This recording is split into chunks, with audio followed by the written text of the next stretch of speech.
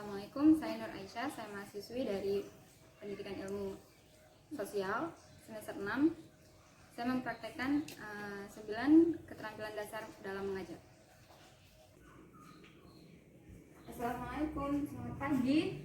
Waalaikumsalam warahmatullahi wabarakatuh. Pagi Bu. Maaf ya Ibu terlambat ya. Tadi pelajaran apa? Matematika, Bu. Tadi pagi udah berdoa. Sudah, Bu. Ibu mau di pelajaran Ibu juga ada berdoanya. Ya, Bu. Siapa ketua kelasnya pimpin doanya? Saya, Bu. Sebelum kita memulai pembelajaran hari ini, alangkah baiknya kita berdoa. Berdoa dimulai. Berdoa dicukupkan. Amin. Ya, Ibu mau absen dulu ya. Ya, Bu. Alam, Hadir, Bu. Ifauli ya, Hadir, Bu. Sari Bulan. Hadir, Bu. Ya, baiklah. Tidak pernah jemu, Ibu mengingatkan selalu di awal pelajaran Ibu bahwa mengutip kalimat Imam besar Syafi'i rahimahullah, yaitu yang mengatakan barang siapa yang tidak mau merasakan pahitnya pendidikan atau pahitnya belajar, ia akan merasakan hinanya kebodohan di sepanjang hidupnya. Bayangkan, jika kalian malas belajar, kalian akan bodoh dan merasa hina sepanjang hidup loh, nggak main-main. Ya, Bu. Ayo kita masuk ke materi kita. Jadi sebelumnya minggu lalu ada yang masih ingat nggak pelajaran materi kita apa? Interaksi sosial, Bu. Ya, bisa dijelaskan kesimpulan materinya? Saya, Bu, tentang interaksi sosial, Bu. Interaksi Jelaskan. sosial adalah hubungan timbal balik antara individu dengan individu, individu dengan kelompok, maupun kelompok dengan kelompok yang saling mempengaruhi satu dengan yang lainnya. Itu, Bu. Baik. Baiklah, temannya tadi sudah menyimpulkan. Berarti dia membaca ulang ya. Di rumah buku nggak langsung disimpan, tapi harus dibaca ulang. Sebenarnya semua siswa harus melakukan hal yang sama seperti itu. Baik, Ibu akan menerangkan sedikit untuk materi kita hari ini mengenai globalisasi. Boleh dibuka buku catatannya, kira-kira ada yang tahu, nanti bisa dicatat. Globalisasi adalah meluasnya pengaruh budaya dan ilmu pengetahuan di seluruh penjuru dunia. Globalisasi identik dengan istilah global village atau desa global, di mana batas-batas wilayah negara menjadi pudar karena kemajuan teknologi, komunikasi, dan transportasi. Lalu muncul pertanyaan, apa Bu itu yang dimaksud dengan pudarnya batas-batas negara? Kira-kira ada yang tahu nggak jawabannya apa? Tahu, Bu, saya, Bu. Ya. Batas negara tadi disebut dengan pudar, itu karena semua orang bisa mengunjungi negara, Bu, dengan sangat mudah karena ada alat bantuan transportasi ya, Bu ya. Selain itu, komunikasi antar masyarakat beda negara bisa dengan mudah dilakukan karena bantuan alat komunikasi dan jaringan sosial, jaringan internet, Bu. Batas negara disebut pudar karena kita bisa menemukan barang-barang dari luar negeri dengan sangat mudah. Seperti itu, Bu. Ya, benar ya apa yang dikatakan temannya. Ini kenapa yang dari tadi menjawab satu aja, yang lain nggak pada baca buku ya? Jawab, Bu. Menjawab tadi tujuan. Besok-besok harus lebih cepat menjawabnya ya. Jadi harus saling berlomba. Kalau dalam kebaikan itu mesti berlomba, jangan mau kalah. Oke, Bu. Tapi berfire. Betul. Baiklah.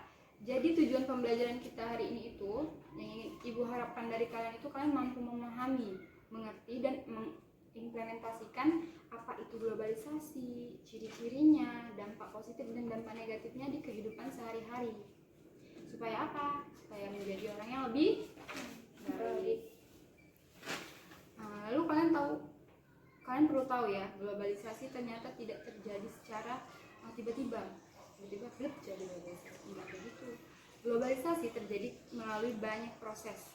Globalisasi muncul karena adanya perkembangan ilmu pengetahuan. Perkembangan ilmu pengetahuan adalah proses awal. Nah, jadi dari ilmu pengetahuan dulu lah terjadinya globalisasi. melalui pengetahuan manusia bisa melakukan berbagai macam perubahan. Betul tidak? Betul. Nah, di sini globalisasi memiliki karakteristik. Siapa yang udah baca pasti bisa menjawab. Kira-kira ada yang bisa menjawab? Apa saja karakteristik globalisasi? Saya Bu. Karakteristik globalisasi ada 4 Bu. Yang pertama meningkatnya masalah bersama, yang kedua meningkatnya masalah kultural antar negara, yang ketiga negara-negara di dunia memiliki tingkat ketergantungan yang tinggi, dan yang terakhir perubahan konsep ruang dan waktu Bu. Ibu. Ya, bagus.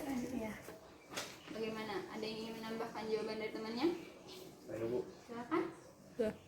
menurut beberapa ahli ada beberapa karakteristik globalisasi menurut Cohen dan Kennedy. 1. Meningkatnya masalah bersama seperti penyebaran virus penyakit yang terbawa dari orang-orang migrasi, hutang luar negeri, dan pola-pola kejahatan internasional. Yang kedua, meningkatnya interaksi kultural antar negara melalui media massa dan internet. Ketiga, negara-negara di dunia memiliki tingkat ketergantungan yang tinggi karena pasaran produksi ekonomi. Kegiatan perekonomian yang dilaksanakan secara global mendorong lahirnya organisasi World Trade Organization (WTO) atau pengawasan pelaksanaan ekonomi perdagangan internasional. Yang keempat, perubahan dalam konsep ruangan waktu, di mana batas teritorial semakin memudar karena mudahnya migrasi penduduk. Cukup Bu. Sekarang Ibu mau tanya lagi untuk semuanya. Udah pada baca bukunya belum? Sudah Bu. Kalau begitu, Ibu mau kalian baca bukunya lagi. Pastikan kalian sudah membaca dan merangkum pertanyaan yang akan Ibu sampaikan lagi. Jelaskan apa saja dampak positif dan apa saja dampak negatif dari globalisasi. 5 menit ya Ibu tunggu. Ya udah 5 menit lebih ini. Siapa yang bisa menjelaskan? Ibu catat namanya, ada nilai tambahan loh. Ayo, Saya siapa? Bu. Ya silakan. Setelah saya baca dari buku tadi Bu, bisa saya tarik kesimpulannya dampak positif dari globalisasi tersebut. Perkembangan teknologi menjadi salah satu faktor mengapa globalisasi dapat dianggap positif. Perkembangan ilmu sains yang kemudian memunculkan inovasi-inovasi di bidang teknologi yang manfaatnya sangat banyak. Seperti teknologi pengiriman pesan, jika dahulu kita harus datang ke kantor pos untuk berkirim kabar. Saat ini kita hanya menggunakan teknologi seperti smartphone. Dengan koneksi internetnya, kita dengan sangat mudah berkirim pesan dengan hitungan detik, bahkan bisa bertatap muka langsung. Nah, sama halnya transportasi, perkembangan teknologi mendorong manusia membuat inovasi seperti ojek online. Kini masyarakat Indonesia, khususnya di kota-kota besar dengan tingkat mobilitas yang tinggi, akan sangat terbantu dengan adanya aplikasi layanan ojek online ini. Itu Bu. Bagus sekali jawabannya. Tadi siapa namanya? Bintang Bu. Absen nomor berapa ya? 20 Bu. Oke, baik. Itu tadi dampak positif yang dirangkum oleh Bintang. Selanjutnya, siapa lagi yang mau menjawab? Saya Bu. Ya, silakan. Saya mau menjawab dampak negatif dari globalisasi ya Bu. 1. Masuknya budaya asing seringkali meleburkan budaya asli masyarakat. Yang kedua, masyarakat mudah terpengaruh budaya barat yang berbeda jauh dari budaya Indonesia yang ketimuran. Yang ketiga, berubahnya masyarakat agraris menjadi masyarakat industri. Yang keempat, membanjirnya produk impor di pasaran Indonesia sehingga mematikan usaha-usaha di Indonesia. Misalnya, ancaman produk Cina yang lebih murah bagi Indonesia di tanah air. Ya, tadi siapa namanya? Iva ya Bu. Nomor absen 3 ya? Iya ya Bu. Baik ya. Untuk yang teman-teman yang menjawab tadi, kita beri plus dulu. Biar semangat belajarnya, nambah motivasi juga kan. Baik, sekarang Ibu yang menjelaskan. Jadi Jadi boleh dibuka lagi ya buku catatannya. Kalian simak, kalau ada yang perlu dicatat, boleh dicatat. Kita simpulkan bahwa globalisasi bisa diartikan sebagai proses penyebaran unsur-unsur baru yang berupa informasi, pemikiran, gaya hidup, dan teknologi secara global atau secara mendunia. Contoh globalisasi dalam bentuk sederhana adalah kita bisa mengetahui informasi yang sedang terjadi di belahan bumi lain. Kira-kira ada yang tahu nggak contohnya seperti apa? Tidak, Bu. Contohnya itu seperti saat ini. Kita mengetahui wabah yang sedang terjadi ini awalnya dari mana? Iya, itu kita mendapat informasi kan? Nah, itu termasuk salah satu bentuk contoh globalisasi. Atau contoh lainnya itu saat kita berpergian dari satu tempat ke tempat lain yang jaraknya cukup jauh gitu. Bahkan bisa ratusan sampai ribuan kilometer dengan sangat cepat. Bisa menggunakan transportasi udara, laut, seperti itu ya. Lalu contoh globalisasi itu banyak di berbagai bidang. Salah satunya yang ingin Ibu sampaikan adalah di bidang pendidikan. Berbagai contoh globalisasi di bidang pendidikan, salah satunya adalah pertukaran antar pelajar. Kalau di universitas-universitas itu biasanya. Kalau yang Ibu tahu itu ada di UIN Sumatera Utara. Unsi juara. Ya, kenapa sih, Bu? Di sana yang Ibu tahu pertukaran pelajar antar negara itu pelajar Malaysia. Kalau yang di Universitas Medan, Negeri Medan, itu pertukaran pelajarnya masih daerah, ya seperti itu. Baru contoh globalisasi di berbagai bidang, salah satunya lagi ada di bidang iptek. Nah, contohnya adanya pesawat terbang. Itu termasuk yang memudahkan kita dalam berpergian ke tempat yang lain. Baru munculnya handphone, smartphone. Kalian pasti setiap orang pasti udah pegang smartphone masing-masing dengan internet, dengan laptop masing-masing. Untuk apa? Sebagai alat komunikasi. Lalu berikutnya ada transportasi online. Di sini juga pasti pengguna jasa transportasi online, ya kan? Film online yang nggak perlu kita ke bioskop juga bisa nonton di rumah. Lalu jual beli online seperti itu. Berikutnya, globalisasi juga memiliki beberapa aspek. Di antaranya adalah aspek teknologi. Nah, proses globalisasi jelas membutuhkan inovasi dan kemajuan teknologi yang mumpuni untuk mempersatukan dunia tanpa batas melalui kemudahan akses komunikasi antara satu sama lain. Yang kedua ada dari aspek ekonomi. Ekonomi juga merupakan salah satu aspek yang berpengaruh terhadap proses globalisasi. Disadari ataupun tidak, kondisi ekonomi satu negara kini mempengaruhi kondisi negara yang lain. Seperti itu. Lalu berikutnya ada aspek budaya. Dengan munculnya globalisasi, aspek kebudayaan juga menjadi salah satu yang saling mempengaruhi dalam proses globalisasi. Contohnya, Apa tadi, Bu? Bu. di aspek kebudayaan. Buka bukunya ya, dibaca lagi. Di aspek kebudayaan, dengan munculnya globalisasi, aspek kebudayaan juga menjadi salah satu hal yang saling mempengaruhi. Ya Bu, artinya tetap saling bertukar kebudayaan seperti itu ya. Baru ada aspek demografi.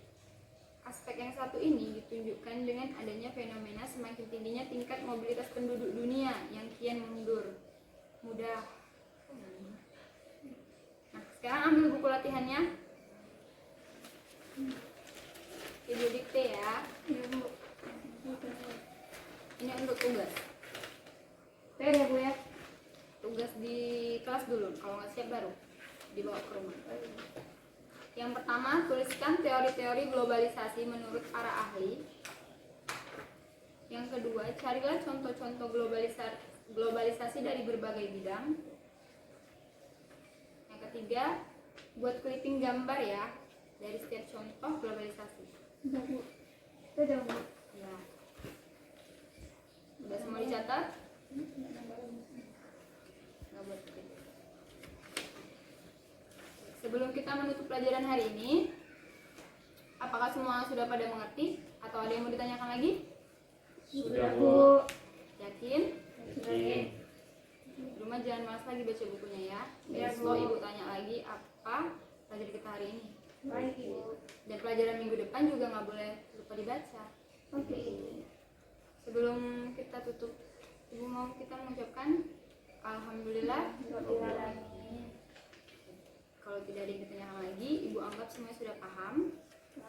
Hari Sabtu kita masukkan. Sabtu kita masuk lagi dengan materi yang lebih menarik. Dan tidak jenuh lagi, ibu ingatkan. Kenapa, Bu? Dibaca bukunya. Bab berikutnya ya. Oh, iya. Oke? Siapa yang ingin belajar pasti akan pintar. Dan siapa yang datang dengan persiapan akan pulang membawa penghargaan. Ibu permisi keluar. Itu dikerjakan dulu sampai nunggu istirahat ya. Kalau selesai, kumpul ke kantor pengguru. Ya Bu. Nanti ketua kelasnya antar. Nah, ibu permisi dulu. Harus selesai dulu ya sebelum istirahat. Ibu permisi. Assalamualaikum. Waalaikumsalam.